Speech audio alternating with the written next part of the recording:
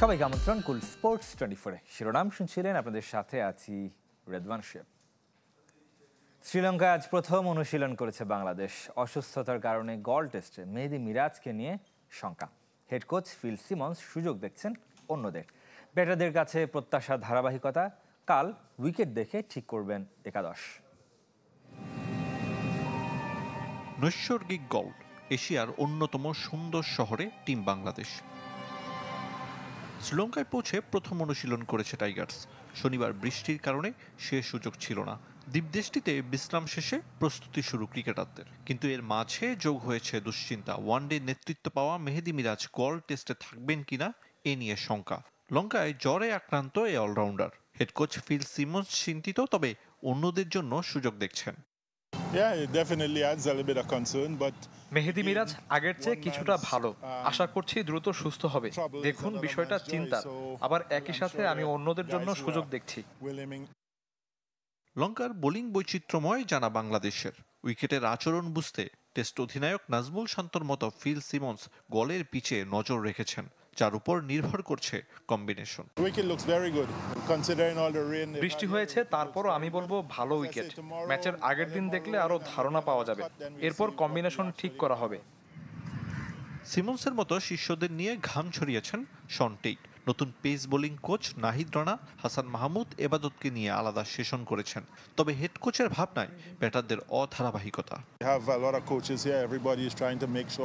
শন টেইটের কাছ থেকে শেখার অনেক কিছু আছে। এবাদত মাত্র ব্যাক করলো, ফিটনেসের উপর অনেক কিছু নির্ভর করছে। ব্যাটারদের জুটি করতে হবে। শেষ 13 ইনিংসে 50 নেই মুশফিকের। মিস্টার ডিপেন্ডেবলকে চাপ মুক্ত রাখতে চান হেড কোচ। যে মাঠে নিজের প্রথম ডাবল সেঞ্চুরি করেছেন, সেখানে সিমন্সের চাওয়া মুশি যেন শুধু ম্যাচ উপভোগ করেন।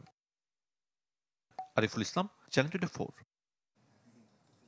এদিকে বাংলাদেশের বিপক্ষে প্রথম টেস্টের জন্য ধনঞ্জয় ডি সিলভাকে অধিনায়ক রেখে 18 সদস্যের স্কোয়াড ঘোষণা করেছে শ্রীলঙ্কা ক্রিকেট বোর্ড। এই ম্যাচ দিয়ে টেস্ট ক্রিকেটকে বিদায় জানাবেন অ্যাঞ্জেলো ম্যাথিউস। এই অলরাউন্ডার ছাড়াও স্কোয়াডে আছেন দীনেশ চান্দিমাল, কুশল মেন্ডিস, পাথুম নিশাঙ্কার মতো সিনিয়ররা। নতুন মুখ সোনাল দিনুসা, পবন রত্নায়ক, মিলন রত্নায়ক, থারিন্দু রত্নায়ক ও ইশিতা বিজয় সুন্দরা।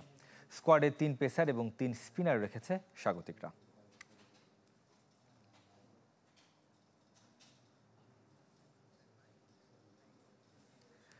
তিন ফরম্যাটে 3 অধিনায়কের পক্ষে নন সাবেক অধিনায়ক রাজিন সালে। তার মতে সাদা এবং লাল বলে আলাদা 2 অধিনায়ক হলে ভালো হতো। প্রতি ফরম্যাটের জন্য নির্দিষ্ট অধিনায়ক থাকায় চ্যালেঞ্জের মুখে পড়বেন হেড কোচ, মনে করেন রাজিন। লঙ্কানদের বিপক্ষে বাংলাদেশ ভালো খেলবে, আশাবাদী তিনি।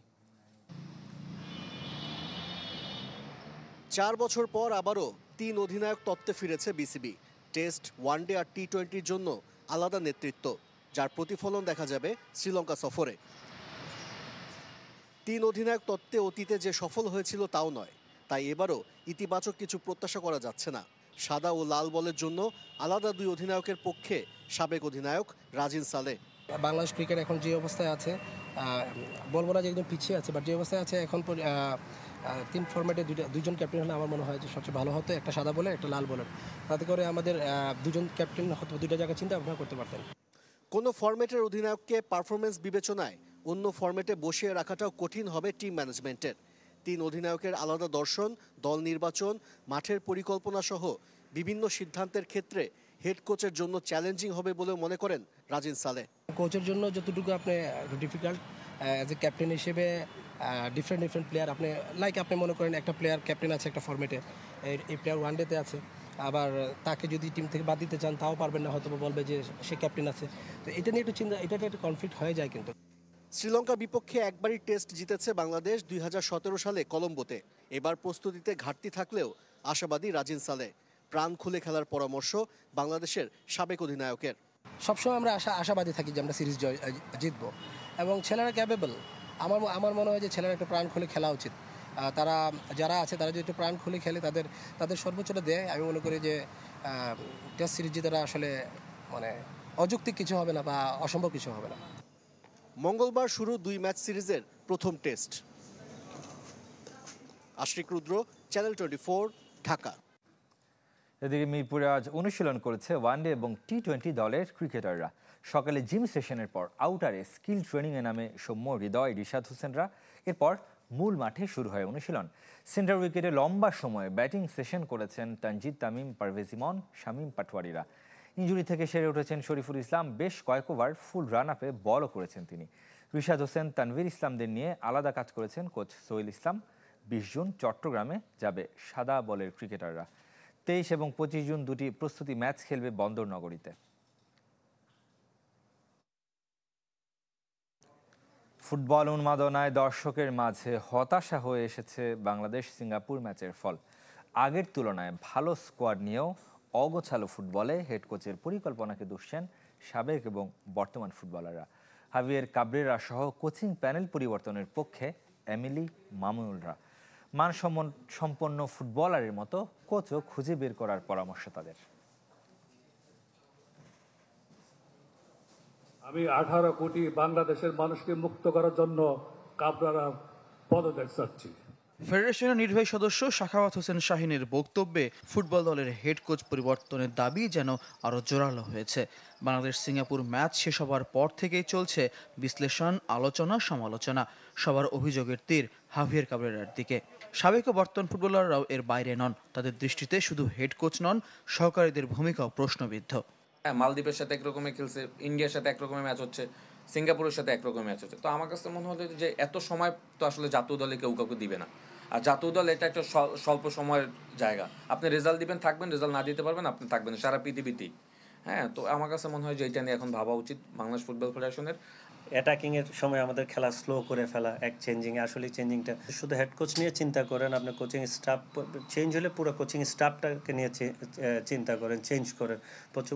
প্রত্যেকটা পুরো কোচিং স্টাফ থেকে কাকে আপনার রাখলে টিম ভালো হবে।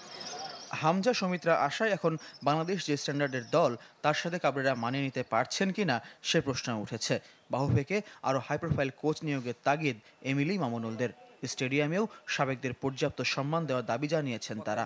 যে এই টিমের যে এই স্ট্রেংথ অনুযায়ী এই কোচের যে টেকনিক্যাল অ্যাবিলিটি বা ট্যাকটিক্স নিয়ে যে সে কাজ করছে, আমার কাছে মনে হয় যে তাকে এই মুহূর্তে এই টিমকে হ্যান্ডেল করার মতো প্রপার তার যোগ্যতা আছে কিনা সেটা একটা প্রশ্নের বিপর।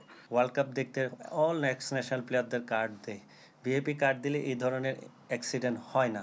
ভালো ট্রিটমেন্টগুলি আমরা যারা ন্যাশনাল টিমের ফ্ল্যাগ বহন করি, 10-12 বছরের বেশি অনেকে ন্যাশনাল টিমের ফ্ল্যাগ বহন করছে, ক্যাপ্টেন্সি করছে, তারা তো এতটুকু ডিজার্ভ করে। এদিকে হেড কোচ হাভিয়ের কাবরেরার চুক্তির শর্ত, সুযোগ সুবিধা এবং বাংলাদেশের আইন মেনে আয়কর প্রদান করেন কিনা জানতে চেয়ে তথ্য অধিকার আইনের আওতায় বাহুফেকে চিঠি দিয়েছেন ফেডারেশনের কাউন্সিলর শাহাদাত হোসেন।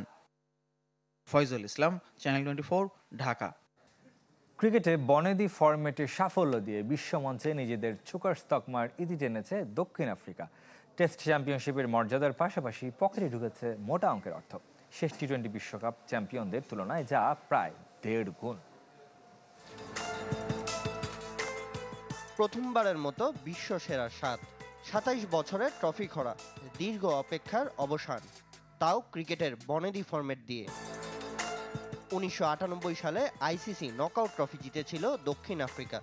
এক প্রজন্ম থেকে অন্য প্রজন্ম অবশেষে ধরা দিয়েছে সাফল্য।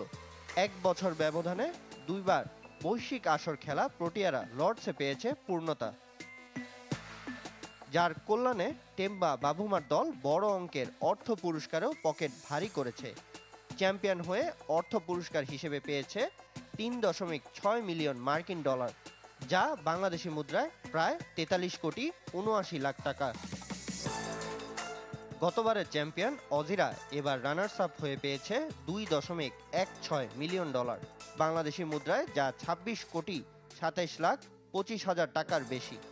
এই অঙ্ক আগের তুলনায় প্রায় 3 গুণ বেশি। এই আসরে তৃতীয় স্থানে থেকে শেষ করা ভারত পাচ্ছে 14 লাখ 40 হাজার ডলার বা 17 কোটি 51 লাখ টাকার বেশি। চতুর্থ ও পঞ্চম স্থানে থাকা নিউজিল্যান্ড ও ইংল্যান্ডের আয় যথাক্রমে 12 লাখ এবং 9 লাখ 60 হাজার মার্কিন ডলার। ষষ্ঠ স্থানে শ্রীলঙ্কা পাচ্ছে 8 লাখ 40 হাজার ডলার ও টেস্ট চ্যাম্পিয়নশিপে নিজেদের সেরা পজিশন সপ্তম স্থানে শেষ করে বাংলাদেশ পাবে 7 লাখ 20 হাজার মার্কিন ডলার, যা বাংলাদেশি মুদ্রায় 8 কোটি 75 লাখ 75 হাজার টাকা। এছাড়া অষ্টম ও নবম স্থানে থেকে আসর শেষ করা ওয়েস্ট ইন্ডিজ ও পাকিস্তান পাচ্ছে যথাক্রমে 6 লাখ এবং $4,80,000। এবারের টেস্ট চ্যাম্পিয়নশিপের তৃতীয় চক্রের জন্য মে মাসেই বড় অঙ্কের প্রাইজ মানি ঘোষণা করেছিল আইসিসি। মোট অর্থ পুরস্কার ধরা হয় $5.76 মিলিয়ন মার্কিন ডলার, যা আগের 2 আসরের তুলনায় দ্বিগুণেরও বেশি। গত বছরের টি-20 বিশ্বকাপের অর্থ পুরস্কার ছিল $11.25 মিলিয়ন। চ্যাম্পিয়ন দল পেয়েছিল $2.45 মিলিয়ন। রানার্স আপ দলের বেলায় যে পরিমাণ ছিল $1.28 মিলিয়ন। সামিন ইয়াসার, চ্যানেল 24। এরই সাথে শেষ করব কুল স্পোর্টস 24। খেলার সব আপডেট ও রিপোর্টগুলো দেখতে ভিজিট করুন facebook.com/sports24 টিম এই পেজে। ধন্যবাদ সাথে থাকার জন্য।